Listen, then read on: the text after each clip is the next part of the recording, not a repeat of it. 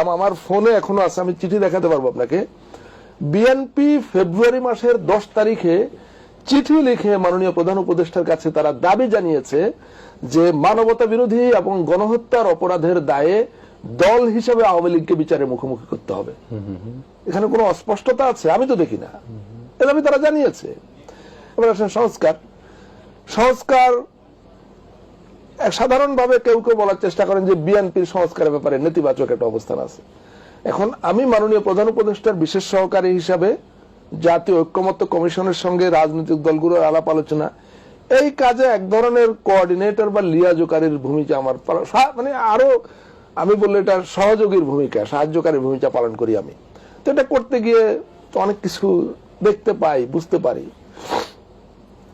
আমি সেখানে দেখি যে সংস্কারের ব্যাপারে বিএনপির যে অংশগ্রহণ, ভাই তারা 3 দিন ধরে আলোচনা কেন করছে? তারা কি ওখানে গিয়ে শুধু বলে ইলেকশন দেন, ইলেকশন দেন?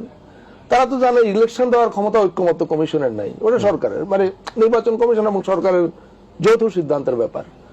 তো নির্বাচনের ক্ষমতা যাদের হাতে নেই, জাতীয় ঐক্যমত্য কমিশন, মানে প্রফেসর ইউনূস যদিও এই কমিশনের প্রধান, কিন্তু এই আলোচনাগুলোতে তিনি পার্টিসিপেট করছেন না।